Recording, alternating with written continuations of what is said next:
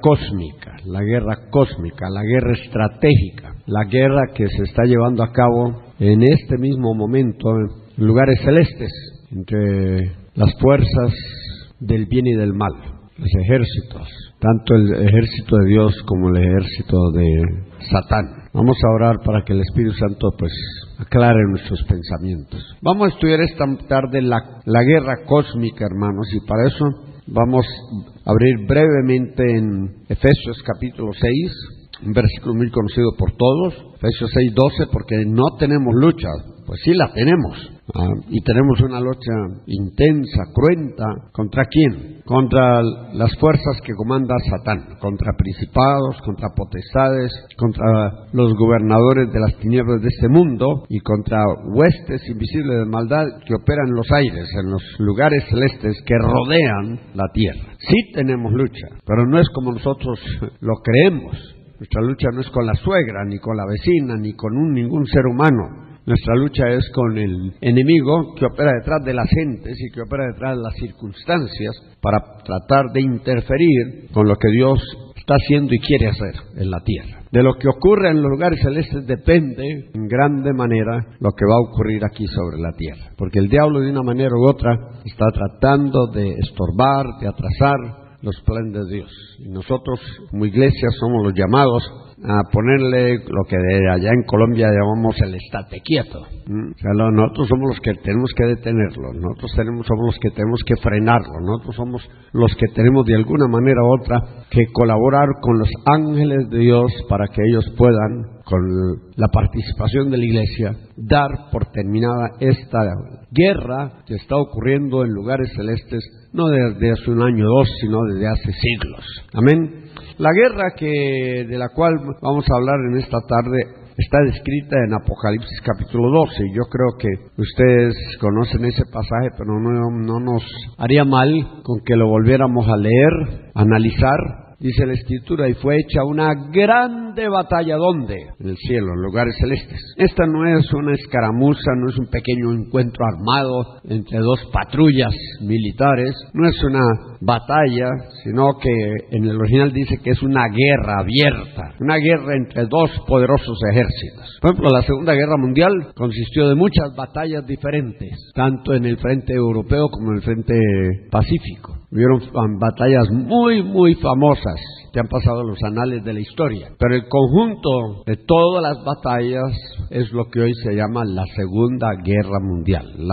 Una guerra consiste en muchas batallas. Ahora, lo que hay en el cielo, hermanos, es una guerra declarada entre Dios y Satanás por la hegemonía, no solo en la tierra, yo creo que en todo el universo. Aquí en la tierra se va a determinar lo que va a ocurrir, yo creo, en el universo en las edades venideras. Y nosotros debemos entender, hermanos, de que Dios nos ha redimido, nos ha escogido para tener una participación importante en los planes de Dios, no solamente para lo que llamamos el mundo, sino para todo el universo. La iglesia va a jugar un papel relevante. Ahora la Escritura dice, y una grande batalla en el cielo. Miguel, ¿quién es Miguel? Tus notas le van a dar a ustedes una mayor comprensión de estas verdades, pero Miguel es un arcángel. Allá está a la venta un pequeño manual llamado Los ángeles en los fines de los tiempos, la participación de los ángeles en la guerra espiritual en los fines de los tiempos. Y la primera hoja habla de los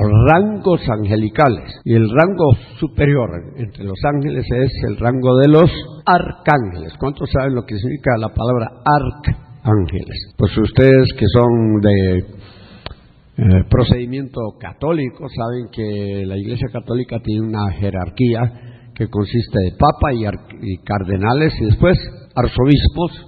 Por ejemplo, en México hay muchos arzobispos, no sé cuántos habrán, 12, 15, 18, 20 en las diferentes capitales de los diferentes estados, pero hay un arzobispo primado de México que tiene su sede en la Ciudad de México, y todos los demás arzobispos, obispos están sujetos a él. Pues el arcángel primado en el reino de Dios se llama ¿cómo? Miguel. Es el único arcángel mencionado por nombre en la Biblia. El libro de Daniel habla en varios pasajes que ustedes tienen allí anotados en sus hojas acerca de Miguel. Daniel 8, 10 a 11, Daniel 10, 13 y 21, Daniel 12, 1. La mayor mención de este arcángel de Dios está en el libro de Daniel. En el libro de Daniel, por ejemplo, dice que Miguel es uno de los príncipes de Dios. Eso quiere decir que Miguel no es el único arcángel. Miguel es el único arcángel mencionado por nombre en la Biblia, pero hay otros arcángeles. La Iglesia Católica dice que hay como 7 y da los nombres respectivos, que incluye a Gabriel. Gabriel no es un arcángel, Gabriel es simplemente un ángel. Cada vez que la Biblia hace referencia a Gabriel, lo llama ¿qué? Ángel y no arcángel. La Escritura dice que Miguel en los fines de los tiempos se va a parar, se va a poner de pie. Y eso quiere decir que él lleva muchos años o siglos de estar en relativa inactividad, pero que en los fines de los tiempos se va a levantar a combatir a favor del pueblo de Dios, tanto Israel como la Iglesia. Y esto es los tiempos en que ya Dios ha comenzado a cumplir lo que Él ha dicho en estos pasajes proféticos en boca de Daniel y de otros profetas del Antiguo Testamento. Miguel y sus ángeles. Miguel es un ángel guerrero. Miguel comanda los ejércitos de Dios. Ustedes sabrán, hermanos amados, de que hay toda clase de ángeles. Hay ángeles adoradores, ángeles ministradores, pero hay una categoría muy especial de ángeles que se dedican a la guerra espiritual. Ellos han sido armados, han sido entrenados para luchar a favor ¿de quién? De 2 pueblos que residen hoy en la tierra: el pueblo de Israel y la Iglesia de Jesucristo. Y en los tiempos de los en los tiempos finales, o sea, los tiempos que nosotros estamos viviendo, Miguel va a jugar un papel muy importante. Yo quiero decirles, hermanos amados, quizás esto les sorprenda un poquito. Anoche en la iglesia El Shaddai estuvo presente Miguel. Me dio a mí deseo de anunciarlo, pero no lo hice, porque son capaces algunos hermanos de ir a traer algunas candelas y flores y colocarlas en el lugar donde estuvo Miguel. Pero Miguel ha visitado a Guatemala muchas veces, porque Guatemala juega un papel muy importante en los planes proféticos de Dios en los fines de los tiempos. Entre octubre y noviembre del año pasado fue el Congreso de la Iglesia El Shaddai, organizado por la Iglesia El Shaddai, el Congreso Mundial de Transformación de Ciudades o de Comunidades, y allí el apóstol Ángeles González se acercó a mí y me dijo: hermano, este sábado vamos a tener en Camino Real una reunión de tipo apostólico profético con las personas que están bajo nuestra cobertura. Y él me dijo: yo quiero que estés conmigo. Entonces yo le dije: yo tengo que ir al Progreso de Jutiapa, hay un concierto de Juan Carlos Alvarado, y yo me comprometí a ir a estar con la Iglesia Cristo Centro del Progreso de Jutiapa, pero no tengo que salir hasta la 1 de la tarde, tal vez podría estar con ustedes en la mañana, hasta el mediodía. Y él me dijo: está bien. Pues yo me fui temprano al Camino Real, y ahora que tengo el reconocimiento como apóstol, pues me ponen siempre en las primeras filas, ¿no? Tengo cuello. Y cuando me senté allí, al rato empecé a sentir una cosa rara, una presencia a mi lado. Y yo, pues con la experiencia que ya tengo, que ya es de 35 años, pues sabía que era un ser angelical, solo que cerré los ojos y le dije: Señor, revélame quién es. Y él me dijo: pues es Miguel. Yo dije: si vino Miguel, algo importante va a suceder. Estaba ministrando un profeta llamado Byron Walters, que por cierto va a estar aquí este fin de semana, creo que, no me acuerdo en qué iglesia. Lo anunciaron en uno de los periódicos cristianos. Pues en eso se paró Alex González con su celular en la mano y dijo: acabo de recibir una llamada del presidente de la República pidiendo permiso para llegar mañana domingo a mi iglesia, para que oremos por él. Entonces el apóstol Alex me habló allí mismo del púlpito y dijo: Norman, yo quiero que estés conmigo mañana para que oremos por el presidente. Pues cuando el apóstol Alex anunció que el presidente había llamado y que había pedido permiso para llegar a su iglesia, que se orara por él, yo dije: ya entiendo por qué está aquí Miguel. Entonces al otro día, muy temprano, me fui a la iglesia Rey de Reyes. No sabíamos a ciencia cierta a qué hora iba a llegar el presidente, y cuando me senté allí en el lugar que ellos tienen asignado para visitas, pues inmediatamente sentí la presencia. Y como a las 10 llegó el presidente. Inmediatamente lo pasaron a la plataforma, me pidieron a mí que yo fuera al frente, porque entre el hermano Alex y este servidor se le iba a ministrar. Pues cuando yo me paré para pasar al frente, pues, ¿quién creen ustedes que se vino detrás de mí? Y cuando me paré en la plataforma, allí estaba a mi lado. Bueno, habían 2 o 3 profetas, pero ni ellos ni se dieron cuenta de que estaba Miguel allí. Yo que no me doy aires de ser un profeta, sí lo sentía, pero ellos no sentían nada, ¿no? Pero el presidente, bueno, déjenme ver cómo fue el orden de los eventos. Tengo que decirlo rapidito, no quiero perder mucho tiempo. Pero el profeta le informó a la congregación la razón de la visita del presidente. Y le pidió al presidente que si él estaba dispuesto a arrodillarse delante de Dios y de toda la congregación para que se le pudiera ministrar. Y el presidente dijo que sí. Y empezamos a orar. El apóstol Alex pues reprendió y rompió toda obra de hechicería. Este hombre había ido por allá con los garífunas y había ido por allá con los mames y le habían echado ruda y chilca y apazote y toda clase de hierbas y de aguas y lo habían chuqueado, lo habían hechizado. Entonces esa mañana pues procedimos a romper todo maleficio sobre él, sobre su familia, sobre su gobierno y cuando terminamos pues él se paró y uno de los profetas presentes le dijo: señor presidente, nosotros entendemos que el año pasado usted hizo una profesión de fe en Cristo Jesús en privado, en la casa presidencial, pero quisiéramos saber si usted está dispuesto a hacer la misma profesión de fe aquí en público, delante de su pueblo.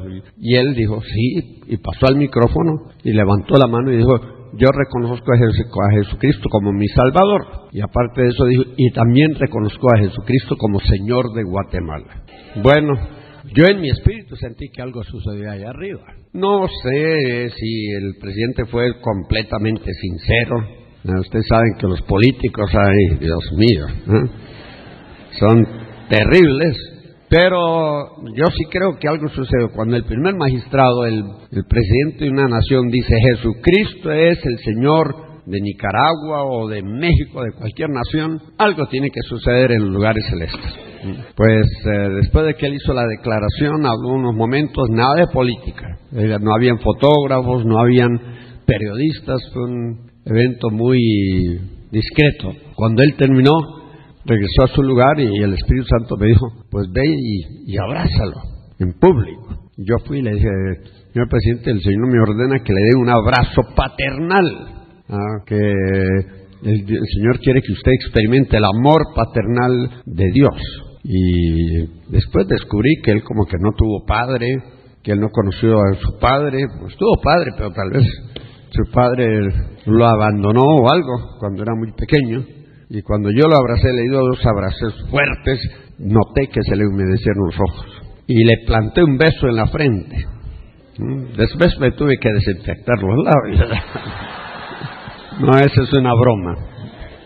Imagínese un plebeyo ahí besando al rey en público, ¿no? Pero todo ese tiempo estuvo Miguel ahí, a mi lado. Y cuando por fin pues el presidente bajó, pues yo bajé detrás de él. ¿Y quién creen ustedes que venía cerrando la retaguardia, no? Allí venía Miguel. Solo quiero contarles que durante esta ceremonia le entregaron al presidente 3 regalos. Esto todo está filmado, está en video. Le regalaron un envase en forma de un gajo de uvas con vino, una jarra llena de aceite y un arreglo floral hecho de espigas de trigo. Y un profeta pues le dio su interpretación espiritual a cada uno de estos elementos. Le dijeron: Dios te ha levantado para que cures las heridas de tu pueblo. ¿Lo habrá hecho o no lo habrá hecho? Solo Dios sabe. La situación en Guatemala parece que sí, igual o peor. Pero yo le dije al presidente ya para despedirme: Dios quiere que tú termines este periodo presidencial con dignidad y con honra. De él dependía tomar en serio lo que yo le dije por Espíritu de Dios y procurar ver el cumplimiento. Vamos a ver qué ocurre en los próximos 2 o 3 o 4 meses. Y ojalá lo que ocurra sea bueno. Bueno. Bueno, volvamos al pasaje. Miguel es un poderoso ángel, arcángel de Dios, que comanda los ejércitos del cielo. Dios le delega a Miguel la función de combatir a favor de su pueblo, Israel o iglesia. Por el otro lado había un ejército maligno formado ¿por quién? Por Satán y sus ángeles. Noten ustedes, hermanos, que Dios no salió a la batalla. Dios le delegó la responsabilidad ¿a quién? A Miguel. Pero en esta guerra, en esta batalla, Satanás sí sale al campo de batalla. ¿Por qué no escogió a uno de sus lugartenientes para que dirigiera el ejército? A ver, dígame alguien. ¿Sabe por qué?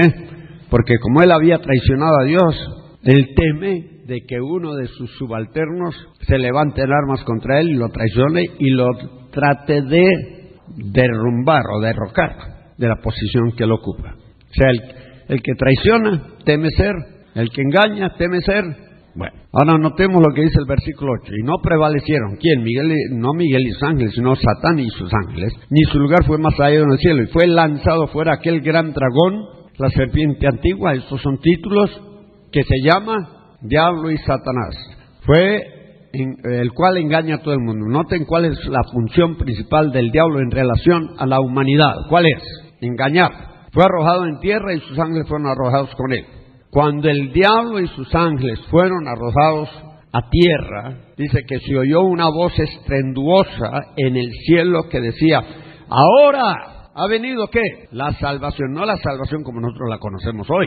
Nosotros apenas tenemos un anticipo, solo tenemos un vislumbre de la salvación que nos espera, hermanos amados. Nosotros apenas tenemos las arras de nuestra herencia. Todavía no tenemos la herencia, solo tenemos ¿qué? Las arras. Es como un depósito que Dios ha puesto en nosotros. Pero falta el cumplimiento final y total de la obra de Dios. La salvación a la cual se refiere este pasaje está en 1 Pedro 1:5, si ustedes lo quieren copiar, donde dice la salvación que ha de ser manifiesta en el tiempo postrero. Hay muchos aspectos de la salvación que todavía no los conocemos, pero que van a ser revelados en su tiempo.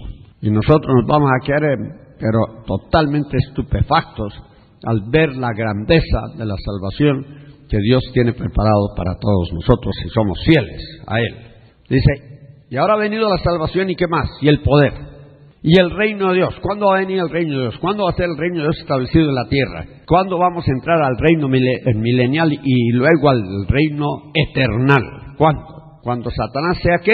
Sea arrojado. Sea arrojado. Por eso es que el diablo está haciendo todo lo que él puede por mantener la iglesia en estado en ignorancia, que la iglesia no despierte y no comprenda que nuestra participación en la guerra espiritual es de extrema importancia para el cumplimiento de los planes de Dios. Lo vamos a ver en un momentito. Ahora viene la salvación, el poder, el reino de nuestro Dios y la potencia de su Cristo. ¿Por qué? Porque el acusador. En relación al mundo, el diablo es engañador, pero en relación a la iglesia, el diablo es ¿qué? Acusador. Y ustedes, si quieren, lean Job 1, Job 2, donde habla de pues es una escena que ocurrió tal vez aún antes del tiempo de Abraham, de Isaac y de Jacob. Job fue uno de los primeros patriarcas.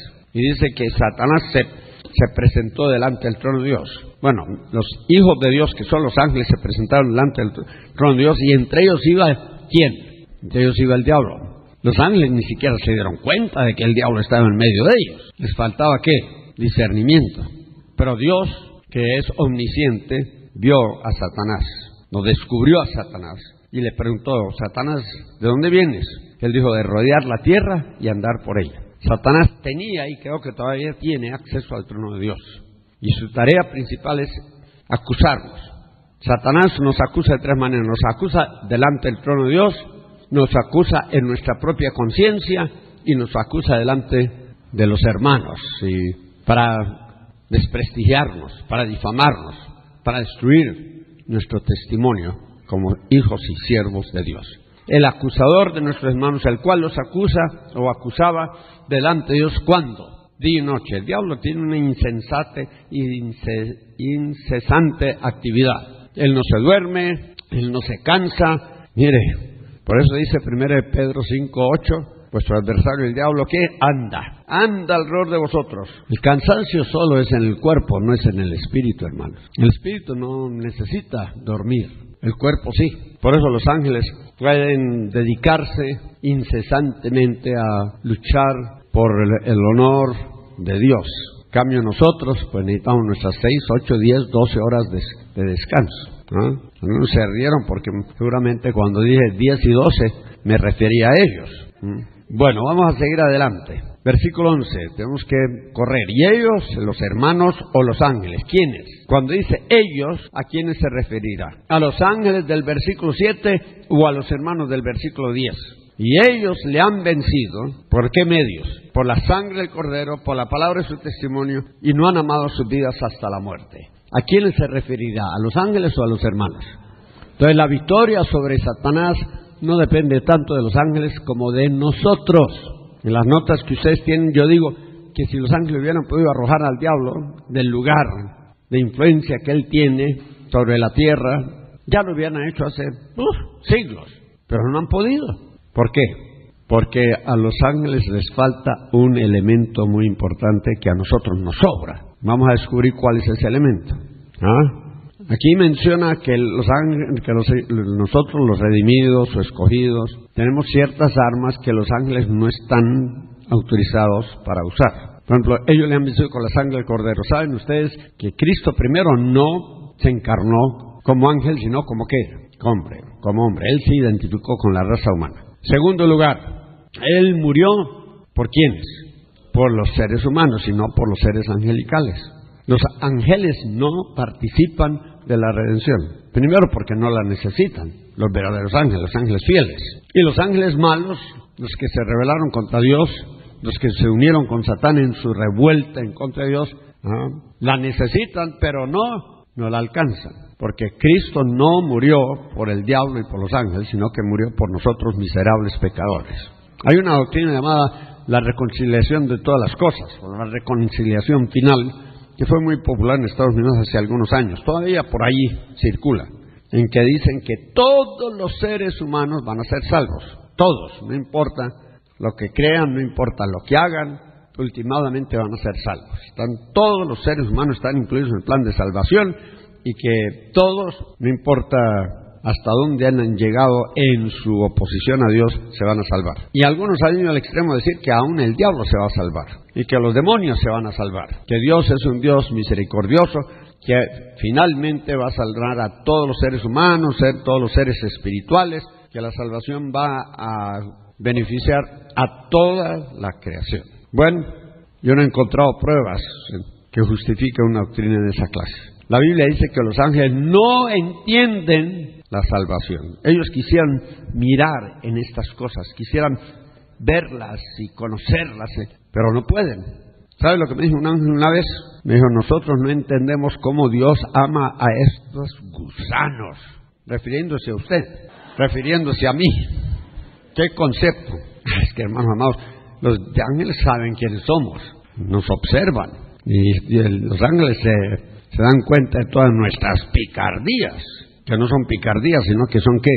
Pecados. ¿Y sabe lo que los ángeles hacen cuando nosotros pecamos? Nos dan las espaldas, se encubren, para no ver lo que nosotros estamos haciendo. Y ese es el momento que aprovechan los demonios, ¿para qué? Para colarse, para infiltrarse. O sea, cuando pecamos, perdemos la protección angelical efectiva. Los ángeles no, por ser criaturas santas, no pueden tolerar el pecado. El pecado para ellos es altamente ofensivo y tienen que apartarse o tienen que cubrirse, y ese es el momento que el diablo, que no es perezoso, aprovecha para entrar y crear el caos en nuestras vidas.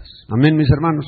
Ellos le han vencido con la sangre del Cordero. Esa es arma número 1 que Dios nos ha dado a nosotros, que los ángeles no la conocen, ni la entienden, ni la saben manejar en la guerra espiritual. La sangre que Cristo derramó en la cruz del Calvario. Segundo, la palabra hecha testimonio, la palabra de su testimonio. Nuestro testimonio debe estar basado sobre la palabra. La Biblia dice, digan los redimidos, los que ha redimido del poder del enemigo. Nosotros con nuestro testimonio podemos echar abajo el reino de Satanás, pero debe ser un testimonio basado ¿sobre qué? Sobre la palabra. Ahora, ¿los ángeles tendrán testimonio? ¿Cuántos han oído a un ángel testificar? ¿Cuántos de ustedes allá en el Shaddai o en el Príncipe o en Ebenezer o en cualquier iglesia que usted representa, cuántos han visto que un domingo a la mañana se pare un ángel delante de la congregación y diga, yo antes era un bolo o yo antes era un ladrón? No, hermanos, los ángeles no tienen testimonio en ninguna clase. Usted y yo sí. ¿Por qué? Porque hemos experimentado la redención en todos sus alcances. Y estamos obligados a dar ese testimonio. Díganos los redimidos, los que ha redimido del poder del enemigo. Usted y yo estamos obligados a dar nuestro testimonio. Y el testimonio es una arma que Dios nos ha dado para echar abajo, ¿qué? Los planes del diablo. Usted da su testimonio, impacta. Yo recuerdo cuando yo era pastor del Calvario Central, me acostumbré en los servicios a hacer un llamado, pero en cualquier momento, sorpresivo. Tenía una profecía y yo veía que estaba impactando la congregación, ahí mismo hacía el llamado. Se paraba alguien a dar un testimonio de cómo Dios lo había liberado, sanado. Ahí mismo yo hacía una invitación y se venía la gente al frente. A veces se convertían más personas con un testimonio que con el mensaje, o con un canto que con el mensaje. Así era el número de conversiones basadas sobre los testimonios de los hermanos que se habían convertido, se habían liberado, etcétera, etcétera, etcétera. Su testimonio es muy importante, es una arma de Dios para echar abajo el reino de Satanás en la vida de otros. Y recuerden que cuando usted alcance una persona, eventualmente va a alcanzar a toda la familia de esa persona. Una salvación va a llevar a otras salvaciones en serie, uno tras otro. Los miembros de la familia también se van a someter a Cristo Jesús. Y ellos le han vencido por la sangre del Cordero, por la palabra de testimonio. Y oigan esto, y porque no han amado su vida hasta la muerte. ¿Quiere usted ser victorioso en la guerra espiritual? Usted tiene que conocer estas dos armas y aprender a usarlas. La sangre y la palabra de su testimonio. Pero la actitud de un verdadero guerrero está encerrada allí en el versículo 11, en la parte final. Un timorato, un cobarde, no va a ser buen guerrero. Porque en él entra una persona que no ha sido liberada de sus temores, a la hora de que arrecie la batalla, ¿qué va a hacer? Se va a correr, se va a esconder, va a abandonar el campo de la batalla, va a tirar la toalla, va a tirar sus armas y va a salir despepitado, a esconderse, a refugiarse en alguna parte. No, la Biblia dice que para nosotros ser victoriosos en la guerra espiritual tenemos que ser valientes. El reino de Dios se hace fuerza, ¿y quiénes? Los valientes lo arrebatan. En la Biblia constantemente habla de la valentía.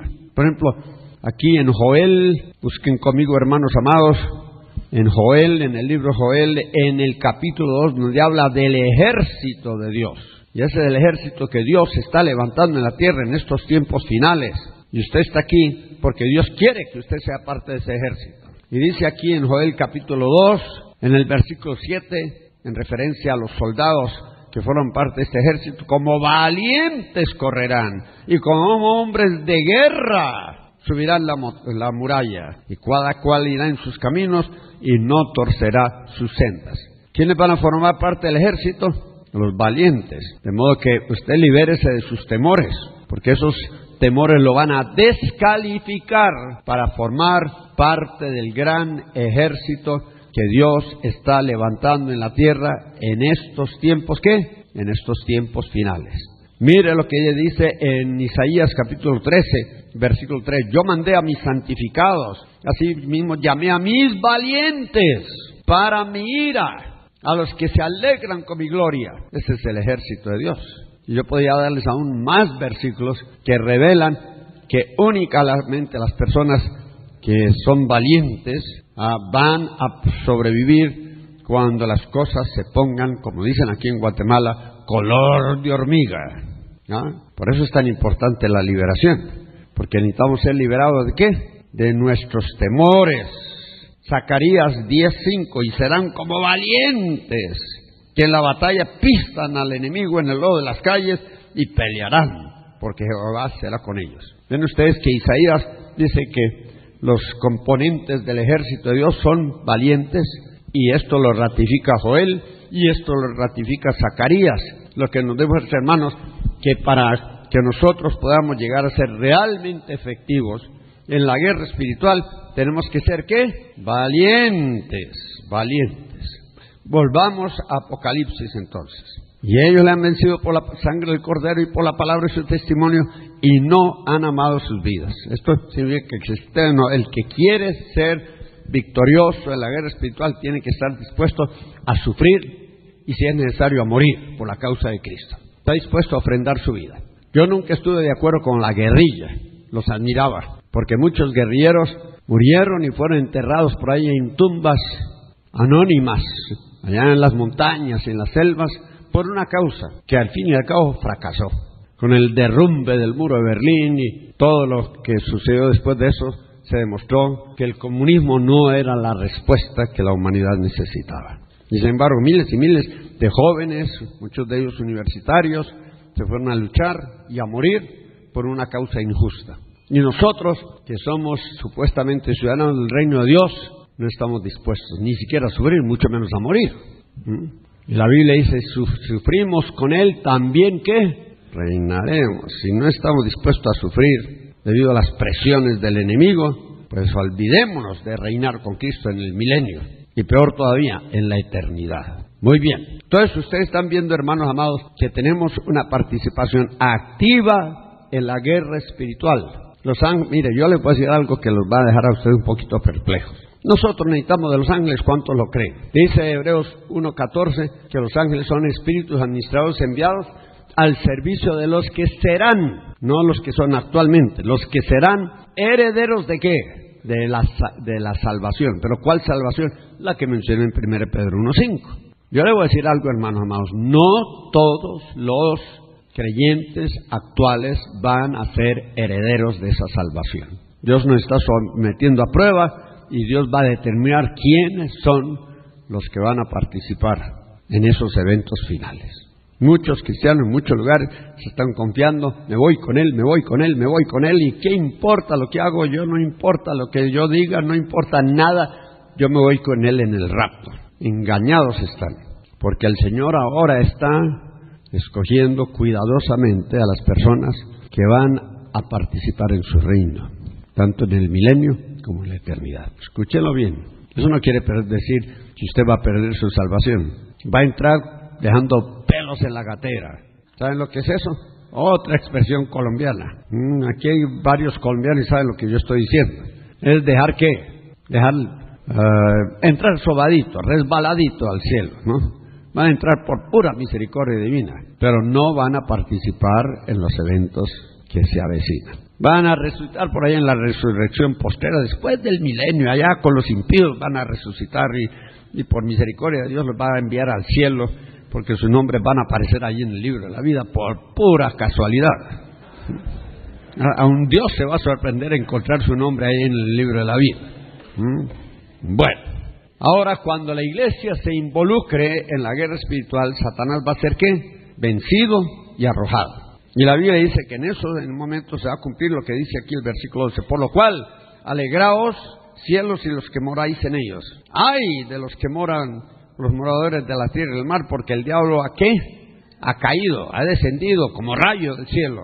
Y ha descendido ¿cómo? Contento. Dice contento. Con grande ira. Porque sabe que le falta poco tiempo. ¿Y sobre quién va a descargar su ira? A ver, dígame usted. Sobre la mujer vestida del sol. ¿Y quién es la mujer vestida del sol? Algunos dicen que es la Virgen María. Eso dice la Iglesia Católica, que la Virgen María es la mujer vestida del sol y que el hijo varón es Jesucristo. La Iglesia cristiana evangélica fundamentalista, o sea, la rama conservadora de la Iglesia evangélica, dice que la mujer es Israel y que el hijo varón es Jesucristo. Eso es más aceptable de lo que dice la Iglesia Católica, pero todavía están tan lejos de la verdad. La mujer vestida del sol es la Iglesia. El sol representa a Jesucristo. Dice que el sol de justicia de Jesucristo vendrá con salvación en sus alas. Eso está en Malaquías capítulo 4. Y todas las demás señales identifican a la Iglesia. Tenía una corona, eso habla de realeza, nosotros somos reyes sacerdotes, una corona con 12 estrellas que representan lógicamente los 12 apóstoles, y dice que tenía la luna debajo de los pies, y la luna representa las potestades de las tinieblas, representa la noche, representa el reino de Satanás. Si uno analiza cuidadosamente este pasaje, no puede menos que llegar a la conclusión que la mujer representa ¿qué? A la iglesia. Pero noten, hermanos amados, que la iglesia en los tiempos finales va a estar embarazada y que la iglesia va a concebir, gestar un hijo, llamado el hijo varón. Y la palabra varón significa hombre, pero un hombre que ha llegado a su pleno desarrollo, un hombre maduro, un varón. Esto va con Efesios 4, que dice, hasta que todos lleguemos a la estatura del varón perfecto. Esta es la iglesia que se está formando dentro de la mujer, de la iglesia. O sea, hay una iglesia y hay una iglesia dentro de la iglesia. La iglesia, el hijo varón representa la iglesia escogida, la iglesia vencedora, que se está formando hoy dentro de la iglesia, alrededor de la tierra. Y va a llegar el momento en que la iglesia va a dar a luz a esa iglesia. O sea, la Biblia dice que la mujer, estando en dolores de parto, dio a luz ¿qué? Un hijo varón que fue arrebatado. ¿Será eso el arrebatamiento de la iglesia? Noten bien que la mujer no fue arrebatada. ¿Quién fue arrebatado? El hijo varón. Eso indicaría que el arrebatamiento no va a ser general, sino parcial. Solo un segmento de lo que se llama hoy la iglesia cristiana va a ser arrebatada. Y el hijo varón va a ser arrebatado a Dios y a su trono. ¿Y saben ustedes que en el libro de Daniel está el complemento de esto? Yo les invito rápidamente a verlo. Ustedes tienen las hojas, las notas, tienen su Biblia y pueden buscar todos los textos ahí y van a poder estudiarlos y analizarlos y llegar a un conocimiento amplio, pleno de lo que estamos diciendo esta tarde. Pero en Daniel capítulo 7 quiero mostrarles, hermanos, lo que dice la Escritura. Versículo 9, ¿ya están listos? Daniel 7:9, y estoy mirando hasta que fueron puestas sillas. Y un anciano de grande edad, recuerden eso, anciano de grande edad, un anciano de días, se sentó, cuyo vestido era blanco como de nieve y el pelo de su cabeza como lana limpia, su silla llama de fuego, sus ruedas fuego candente o ardiente, un río de fuego procedía y salía delante de él, millares de millares le servían y millones de millones asistían delante de él, y el juez se sentó y los libros se abrieron. Aquí dice el juez se sentó. En cambio, la Biblia que usted tiene, que tiene ciertas modificaciones o alteraciones, dice que ¿qué? Que el tribunal se sentó. Aquí es un individuo, no un tribunal. Aquí es el juez. ¿Quién es el juez? ¿No saben ustedes que Dios le delegó todo juicio a Jesucristo? La Biblia dice que Dios no juzga a nadie, que todo el juicio lo puso en manos de su Hijo, Jesucristo. Allí en Hechos 17, en el sermón que Pablo predicó en el Areópago, dice que Dios, habiendo disimulado los tiempos de esta ignorancia, ha denunciado a todos los hombres en todos los lugares que se arrepientan, por cuanto ha establecido un día en que va a juzgar al mundo con justicia por medio de aquel varón que determinó. ¿Quién es ese varón? Jesucristo. Jesucristo es el juez. Si Jesucristo es el juez, entonces Él es el anciano de días. Siempre han interpretado este pasaje diciendo que Dios el Padre es el anciano de días y el Hijo varón que comparece delante de Él es Jesucristo. Y no es así, hermanos. El anciano de días es Jesucristo. Y si ustedes quieren ver la descripción de Él, está en Apocalipsis 1, donde Juan vio al Cristo resucitado, glorificado, y tenía exactamente las mismas características de Daniel capítulo 7. Jesucristo es el juez. Y noten lo que dice aquí en el versículo 13. Miraba yo en la visión de la noche, y aquí en las nubes de los cielos, como un hijo del hombre, un hijo varón, que venía, y llegó hasta el anciano de grande días, o de grande edad, o el anciano de días, se hicieron de llegar delante de él, y fuele dado, no al anciano, sino al varón, señorío y gloria, y reino. ¿A quién le fue entregado el reino? Le fue entregado al varón, que compareció delante del anciano de días. Le fue entregado el reino, ¿y qué más? Y todos los pueblos y naciones y lenguas le sirvieron, su Señor eterno, que no será transitorio, y su reino que no se corromperá. Ahora pasemos al versículo 18. Después tomarán el reino, ¿quiénes? Los santos del Altísimo, y poseerán el reino hasta el siglo y hasta el siglo de los siglos. El hijo varón representa a los santos del Altísimo. El anciano de días le va a entregar el reino, ¿a quién? Al hijo varón. ¿Y quién es el hijo varón? No, los santos del Altísimo. Ellos van a poseer el reino y ellos van a establecer el reino en la tierra. Es que a nosotros nos han metido la idea que el anciano de días es Dios el Padre y que el hijo varón es Jesucristo el Hijo. Pero ustedes notarán, hermanos amados, dice que el anciano de días estaba sentado sobre su trono y llegó en medio de las nubes ante su presencia un hijo, un hombre. Allí lo describe el versículo que leímos antes, el versículo 13, como un hijo del hombre. No era el hijo del hombre, sino que tenía apariencia de hijo de hombre, a la similitud del hijo del hombre. O sea, van a ser, este hijo varón representa al segmento de la iglesia cristiana en la cual va a ser reproducida la imagen de Jesucristo. ¿Lo escucharon bien? La Biblia dice que Dios hoy está escogiendo hombres, y vamos a usar eso en el sentido genérico, que tengan la semejanza del Hijo de Dios para que Él sea el primogénito ¿entre qué? Entre muchos hermanos. Dios quiere llevar a la iglesia a un estado de madurez para que Él pueda escogernos y utilizarnos como el hijo varón para tomar el reino, para poseerlo, para extenderlo, no solo en la tierra, quizás algún día aún en el resto del universo. Yo sé que muchos de ustedes no van a aprobar esta interpretación, pero el hijo varón es el hijo de la mujer que ascendió al trono y compareció delante del anciano de días para recibir ¿qué? De sus manos recibirá el reino. Y aquí lo dice más adelante, Daniel 7, 25-21, y yo veía que este cuerno, que es el anticristo, hacía guerra contra los santos y los vencía, hasta tanto que vino el anciano de grande edad, el anciano de días, y se dio el juicio a quienes. ¿No sabéis que vosotros juzgaréis al mundo? ¿No sabéis que vosotros juzgaréis a los ángeles? Así dice Pablo en 1 Corintios, y se dio el juicio a los santos del Altísimo, y vino el tiempo, y los santos ¿qué? Poseyeron el reino. ¿A quién le va a ser entregado el reino? ¿A Jesucristo? A Jesucristo le fue entregado el reino hace 2000 años. Jesucristo mismo dijo, yo os ordeno un reino como mi Padre me lo ordenó, ¿qué? A mí. Dios le entregó el reino a Jesucristo, y Jesucristo le entrega el reino ¿a quién? A la iglesia. Es la iglesia escogida la que va a tomar el reino, va a poseer el reino, va a extender el reino, va a establecer el reino en la tierra. Claro, con la presencia real de Jesucristo. Bueno, nos estamos desviando un poquito del tema, pero lo importante es esto, hermanos amados, que Dios está hoy escogiendo dentro de su iglesia un grupo de hombres y mujeres que llenen los requisitos necesarios para que puedan formar parte de este conglomerado humano que se llama el hijo varón. ¿Lo oyeron bien? Que va a luchar juntamente con los ángeles en contra de ¿quién?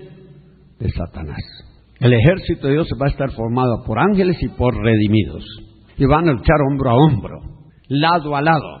Los ángeles no necesitan, y les voy a decir esto, más de lo que nosotros los necesitamos a ellos. Nosotros necesitamos los ángeles, ellos nos socorren. La Biblia dice que son espíritus administradores enviados a nuestro servicio. Pero en la guerra espiritual los ángeles nos necesitan a nosotros. Y por eso es urgente que nosotros nos envolvamos en la guerra espiritual, hermanos. ¿Lo escucharon bien? Porque nosotros tenemos elementos que ellos carecen. ¿Y cuál es ese elemento? La autoridad espiritual. La autoridad espiritual. Cuando Miguel enfrentó a Satán sobre el cuerpo de Moisés, ¿pudo Miguel reprender a Satán? Él no dijo, yo te reprendo, él dijo, Jehová te reprenda. Es que él no estaba autorizado para reprender al diablo de frente. Ustedes han leído la historia de Josué el sumo sacerdote, ahí en el libro de Zacarías, creo que es el capítulo 3, que estaba delante del ángel de Jehová y Satán estaba a su diestra.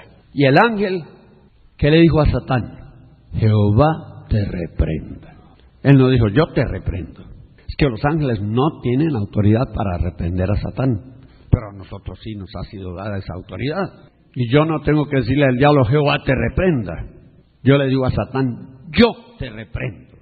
Claro, en el nombre de Jesús y en el poder del Espíritu, pero yo te reprendo. Por eso los demonios tiemblan y huyen cuando un creyente en Cristo Jesús por fe se enfrenta a ellos. Les dije, yo te reprendo y te ordeno en el nombre de Jesús que desistas y que salgas y que nunca vuelvas a tocar o dañar a esta persona. Amén, mis hermanos. En esa área somos nosotros superiores a los ángeles. Y ahí en las notas ustedes van a ver, hermanos, que los ángeles son superiores a nosotros en varias cosas. Vamos a la epístola del apóstol Pedro. Segunda Pedro capítulo 2, versículo 11. Como quiera que los ángeles, que los mismos ángeles que son mayores que nosotros en fuerza y potencia, no pronuncia juicio de maldición contra ellas, contra los demonios y contra Satanás y sus demonios delante del Señor. Los ángeles son superiores a nosotros ¿en qué? Fuerza y potencia. También vamos al libro de Samuel, 2 Samuel 14. Segunda de Samuel 14, estoy buscando como ustedes lo están haciendo, Segunda de Samuel 14, donde a David lo compararon con el ángel del Señor. Allí en Segunda de Samuel 14, versículo 17, dice: tu siervo pues dice que sea ahora la respuesta de mi señor el rey para descanso, pues que mi señor es como un ángel de Dios para escuchar ¿qué? Lo bueno y lo malo. No solo para escuchar, para discernir entre lo bueno y lo malo. Los ángeles son superiores a nosotros en mucho sentido de la palabra, no solo en fuerza y potencia, sino en conocimiento y en discernimiento. Miren el versículo 20. Y que trocara la forma de las palabras, Joab tu siervo lo ha hecho, mas mi señor, refiriéndose a David, es sabio conforme a la sabiduría de un ángel de Dios para conocer lo que hay en la tierra. En sentido, podemos decir físico, aunque los ángeles no tienen cuerpo físico, los ángeles tienen más fuerza y potencia que nosotros. En sentido intelectual, los ángeles son superiores a nosotros porque tienen mayor ¿qué? Conocimiento y tienen mayor sabiduría que nosotros. Pero hay una área en la cual nosotros somos vastamente superiores a ellos, y es ¿en qué área? En el área de la autoridad. ¿A quién le fue conferida la autoridad? Primero a Jesucristo. Toda potestad me es dada en el cielo y en la tierra. Y ahí Jesucristo estaba hablando no como Dios, sino como hombre. Toda potestad me ha sido dada. Como Dios, no había nada que se le pudiera dar. Dios lo tiene todo. Pero cuando Cristo habló estas palabras, no estaba hablando como Dios, sino como ¿qué? Como hombre, como el hombre que Dios había enviado a redimir la humanidad. Toda potestad me es dada en el cielo y en la tierra. Y recuerden ustedes en Lucas capítulo 10, versículo 19, que Jesucristo llamó a sus 70 discípulos y les dijo: he aquí os doy ¿qué? Potestad, autoridad, han de hollar sobre las serpientes, sobre los escorpiones y sobre ¿qué? Toda fuerza del enemigo. ¿A quién le confirió Jesucristo su autoridad? Si leen ahí por ahí Mateo 9 y 10 o Lucas 9 y 10, ustedes van a ver que Jesucristo le confirió su autoridad a los apóstoles y luego a los 70 discípulos. La autoridad de Dios está en manos no de los ángeles, sino de ¿quiénes? De los redimidos, de los escogidos. Por eso a nosotros nos ha sido dada la tarea que se encuentra en Efesios capítulo 3, versículo 10. Efesios 3, 10. No se le olvide que mañana va a haber un tiempo de preguntas y respuestas y ustedes tendrán derecho de examinar el cerebro de algunos de los hermanos que estarán aquí formando parte del panel. ¿Qué dice en Efesios 3:10? Para que la multiforme sabiduría de Dios sea ahora notificada por la iglesia. ¿A quiénes? A los principados y a las potestades. ¿Dónde? Miren hermanos, ¿cuál es la tarea de la iglesia hoy? Que tristemente la iglesia no ha cumplido. Es la de mantener a los principados y potestades en los lugares celestes informados acerca de ¿qué? De la multiforme sabiduría de Dios. Esta no es tarea de los ángeles, esta es tarea de los redimidos. ¿Y cuál es la sabiduría de Dios? ¿Cuántos saben en qué consiste la sabiduría de Dios? Vamos a 1 Corintios. Primera de Corintios, capítulo 2, versículo 6. Pero hablamos sabiduría entre perfectos. Y no sabiduría de este siglo, ni de los príncipes de este siglo, que pueden ser humanos o pueden ser demoníacos, ni los príncipes de este siglo que se deshacen. Mas hablamos sabiduría de Dios como en misterio, la sabiduría oculta, la cual Dios predestinó antes de los siglos para nuestra gloria, la que ninguno de los príncipes de este mundo conoció, hombres o demonios, porque si la hubieran conocido nunca hubieran crucificado al Rey de la Gloria. ¿Por qué crucificó al diablo a Jesucristo? Por pura ignorancia. Porque si él hubiera conocido el plan maestro de Dios, jamás hubiera crucificado a Cristo. Porque hermanos, la cruz, claro, fue un lugar de suplicio, fue un cadalso, pero la cruz, en la cruz estaba encerrado el plan maestro de Dios. ¿Para qué? Para destruir a Satanás. ¿Lo escucharon bien? Jesucristo fue a la cruz para, primero, deshacer las obras del diablo. Eso está en 1 Juan 3. Para despojar principados y potestades, exhibiéndolos públicamente, triunfando sobre ellos en sí mismo, en su cuerpo, en la cruz. Tercero, eso está en Colosenses 2, 5 creo que es. Tercero, Cristo se revistió de carne y hueso y sangre, tomó un cuerpo humano para destruir por la muerte a qué? Al que tenía el poder de la muerte. O sea, en la cruz Cristo deshizo al diablo, despojó al diablo y destruyó al diablo. Amén, hermanos. Ese fue el plan maestro de Dios. Toda la sabiduría de Dios está encerrada en la cruz de Cristo Jesús. Aquí lo dice 1 Corintios capítulo 2, versículo 21, porque por no haber conocido el mundo en la sabiduría de Dios, a Dios por sabiduría, agradó a Dios salvar a los creyentes por la locura de la predicación, porque los judíos piden señales y los griegos buscan sabiduría, mas nosotros predicamos a Cristo, ¿qué? Crucificado. A los judíos ciertamente tropezadero, y a los judíos y a los gentiles locura, empero a los llamados, nosotros, así judíos como griegos, ¿Cristo qué es? Potencia de Dios. ¿Y Cristo es qué? Sabiduría de Dios. Pero Cristo, el Cristo crucificado, es la sabiduría de Dios. Vuelva a leer y estudiar el pasaje y va a descubrir que toda la sabiduría de Dios está encerrada en la cruz de Cristo. Fue el plan maestro. Y si el diablo hubiera sabido lo que iba a ocurrir en la cruz del Calvario, jamás de los jamases se hubiera crucificado a Jesucristo. Porque la cruz fue deshecho, fue despojado, fue destruido totalmente. Entonces, hermanos amados, nosotros, según Efesios 3:10, tenemos una tarea de estarle notificando al diablo la sabiduría de Dios. ¿Cuál es la sabiduría de Dios? La cruz. Decirle, Satán, acuérdate que Jesucristo en la cruz deshizo tus obras. Acuérdate que Jesucristo en la cruz despojó tus poderes. Acuérdate que la cruz de Jesucristo destruyó por su muerte tu reino. Eso desestabiliza al diablo, hermano. O sea, eso infunde terror y espanto en el corazón del diablo. Es que el diablo sufre de amnesia. Sufrió un golpe tan fuerte en la cabeza, en cumplimiento de Génesis 3:15, que dice, tú le herirás en la cabeza y ella te herirá en el calcañar. Jesucristo le asestó un golpe tan terrible al diablo en la cruz, que el diablo anda todo dundo, turulato, tonto. Y hay que estarle recordando lo que pasó en la cruz. Él preferiría olvidarlo y nosotros tenemos que estarle refrescando la memoria. Demonios que se han manifestado en caso de liberación se jacta, dice, nosotros matamos a Dios en la cruz. Ja, ja, ja. Fue totalmente al revés. Dios, por medio de su Hijo Jesucristo, ¿qué hizo?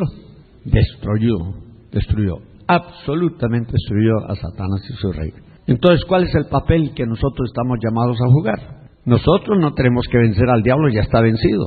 Nosotros no tenemos que destruir al diablo, ya está destruido. ¿Qué tenemos que hacer? Efesios 3:10. Estarle notificando, estarle recordando la multiforme sabiduría de Dios encerrada en la cruz de Cristo. Y eso paraliza al diablo, se los digo, hermanos. Eso paraliza al diablo. Amén. Realmente, hermanos, lo que nosotros tenemos que hacer, según Samuel, es Salmo 149. Salmo 149, por favor, busquen allí. Salmo 149, y vamos a leer del versículo 6 en adelante. En el versículo 1 habla de los santos, en el 4 habla de los humildes, en el 5 habla de los píos o los piadosos. Noten bien, está hablando de nosotros, como santos, como píos. Ahora, ¿cuál es la tarea de Dios? Ensalzamientos de Dios modularán en sus lenguas, y espados filos habrá ¿dónde? En sus manos. ¿Cuál es la espada del Espíritu? La palabra de Dios. Dice, y espadas de 2 filos, la palabra de Dios habrá en sus manos. ¿Para qué? Para hacer venganza de las gentes y castigo en los pueblos, para aprisionar sus reyes, que son espíritus malignos, son espíritus territoriales que reinan sobre ciudades y naciones, para aprisionar sus reyes en grillos y sus nobles con cadenas de hierro, para ejecutar en ellos, ¿qué? El juicio. Cristo dijo, ahora el príncipe de este mundo será juzgado. Ahora el príncipe de este mundo será echado fuera. Pero ¿quiénes son los llamados a ejecutar ese juicio? A ver, díganlo, hermanos. El juicio ya ha sido emitido. Ya hay órdenes de captura. El diablo ya está condenado. Y Dios nos ordena a nosotros que nosotros ejecutemos el juicio. El juicio ¿cómo le podríamos decir? Lo emite el juez, pero el juez no va a capturar al reo. Él expide órdenes ¿Y quiénes son los que van a buscar al reo y a capturarlo y a meterlo a la prisión? ¿Quiénes? Los agentes de la autoridad, las policías. O sea, el juez llama y les entrega la orden y la policía va a buscar al criminal hasta encontrarlo, lo reduce al orden, le pone los grillos, las manoplas o lo que usted quiera llamarlo y se lo lleva a la prisión. Esa es la tarea de la iglesia, hermanos. El juez es Dios, es Cristo, y ya el juicio ha sido emitido. Pero ¿a quién le ha sido entregada la orden de someter al diablo, de capturarlo, de aprisionarlo? ¿A quiénes? A nosotros. ¿Y lo hemos hecho? La iglesia en general no. Hay unas excepciones, sí, lo admitimos, gracias a Dios. Pero ¿qué pasaría si todos los cristianos creyeran los principios de guerra espiritual y los pusieran en práctica? Ya Guatemala sería totalmente libre de toda interferencia demoníaca. Los demonios que operan en las maras ya estarían encerrados en el abismo. Los demonios que operan en los centros de brujería ya estarían encerrados en el abismo. Los demonios que operan en los burdeles y en los casinos y en las casas donde venden crack y coca, todos ellos estarían refundidos ¿a dónde? En el abismo. Guatemala sería una nación ¿qué? Más libre de lo que es hoy. Amén, mis hermanos. Pero hemos fallado. ¿Por qué? Primero por ignorancia, después por indiferencia. Algunos creen que cuando Cristo dijo consumado es, que ya no había nada que hacer.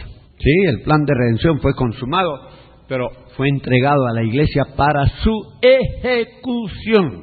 Amén. Y no podemos ser impasibles. Tenemos que envolvernos activamente, agresivamente en la guerra espiritual, en contra de las fuerzas del mal que operan en lugares celestes. Estos son los demonios estratégicos, sobre ciudades, sobre regiones, sobre naciones. ¿Se acuerdan ustedes las batallas que tuvo Daniel en Daniel 10? Se dedicó 21 días, y de eso nos habló un poquito el hermano Cris ayer, al ayuno, buscando, clamando a Dios para ver el cumplimiento de las profecías de Jeremías y Ezequiel y otros acerca de la liberación del pueblo de Dios de la cautividad. Y dice que a los 21 días se apareció Gabriel. Le dijo, mire, desde el primer momento que diste tu corazón a buscar a Dios en oración y ayuno, yo fui enviado. ¿Pero qué pasó en el camino? ¿Se le atravesó quién? El príncipe de Persia. Debe haber sido un demonio bueno, es que en ese tiempo quizás la nación más poderosa de la tierra era Persia. Sería el equivalente de Estados Unidos hoy. Imagínense si el príncipe de Guatemala es terrible, ¿cómo será el que está influyendo sobre los Estados Unidos? ¡Ja! Temible. Pues fue tan fuerte la luz. Bueno, Gabriel no es un ángel guerrero. Gabriel es un ángel mensajero, muy, muy, muy apreciado por Dios. Y Gabriel hizo lo posible por abrirse paso, pero no pudo. Y tuvo que pedir refuerzos. ¿Y quién fue enviado para ayudarle a Gabriel? Miguel. Y cuando Miguel llegó, pues entonces el príncipe de Persia tuvo que huir. Y el camino quedó libre, quedó expedito para que Gabriel llegara donde estaba Daniel intercediendo por su pueblo. Pero Gabriel le dijo, mire, yo me voy a ir, pero va a venir otro que se llama el príncipe de ¿qué? De Grecia. Igual o peor que el príncipe de Persia. Le estaba advirtiendo para que él se preparara para ese ataque de parte del príncipe de Grecia. Yo le decía, hermanos, los demonios hoy están atacando fieramente al pueblo de Dios. Y nosotros tenemos que alistarnos. Para eso han venido. Para eso están estudiando en esta escuela de liberación. Y ustedes verán que yo les dejo mucho amplio material para que lo lean y lo estudien y lo apliquen a sus vidas personales. Amén. Dios quiere levantar un ejército poderosísimo en el Espíritu. Mire, la iglesia está siendo atacada por todos los lados, desde adentro y desde afuera, porque hoy el diablo no solo ataca desde afuera, sino que ha sido una táctica que él siempre ha usado, y es la infiltración con el fin de provocar la división en el seno de la iglesia. Y en las iglesias empiezan a pelearse por tonteras, por cargos, por fondos, y la iglesia se hace pedazos, y el diablo gozando de lo lindo al ver que los hijos de Dios no tienen suficiente discernimiento para discernir lo que está ocurriendo en medio de la congregación. Las iglesias son atacadas muchas veces por obra de brujería, hermanos. Mire, aquí nosotros tenemos un centro de capacitación ministerial.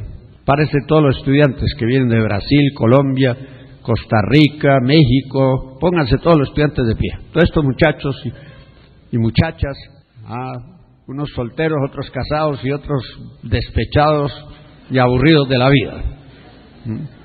Pero son como 21 estudiantes que están actualmente en el instituto. Pues yo quiero que, bueno, ¿quién fue el que me vino a contar de la brujería que encontraron allá en el terreno del instituto? Siéntense, por favor. A ver, ¿quién fue?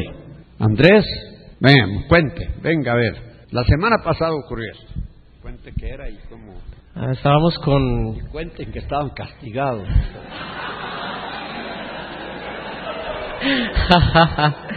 Hermanos, el castigo fue un propósito espiritual de Dios. Absolutamente. Nuestro director lo reconoció. Estábamos castigados limpiando el terreno allá en el instituto. Estábamos en una cerca, la cerca, digamos, oriental del instituto, cuando de repente Gustavo, que era uno de los que estaba con nosotros, miró hacia la cerca y vio colgado un cuervo. Ese cuervo obviamente era de color negro y estaba amarrado de las patas. Sus alas estaban caídas hacia abajo y su pico estaba mirando, el rostro estaba mirando hacia el edificio del instituto. Entonces notamos que eso nos pareció muy extraño y obviamente llamamos a nuestro director, hermano Miguel, y entonces él discernió por el Espíritu Santo de Dios que habían sido unos brujos que habían venido en su espíritu a colocar esa brujería allí. Entonces nosotros oramos, guiados por el Espíritu Santo, lo quemamos esta cosa y pues para la gloria de Dios creemos que ha sido el comienzo de rompimiento de muchas cosas que el diablo quiere hacer con nosotros, en contra de nosotros, pero para la gloria de Dios somos más que vencedores y es más el que está en nosotros.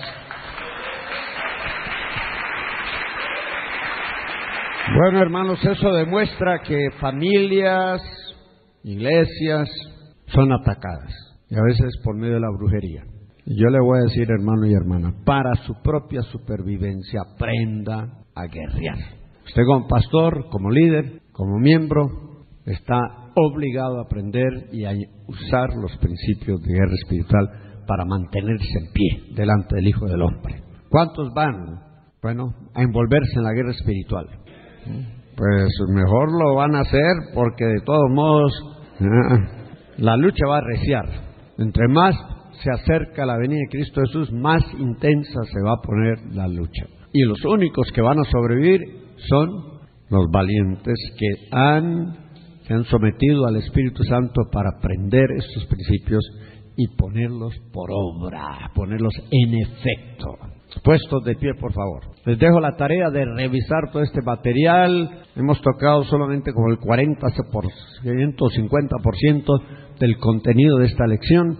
Ojalá que si no pueden esta semana, en las semanas venideras, repasen cada lección minuciosamente para aprender más y más y más y más y ser así mejores soldados de Jesucristo.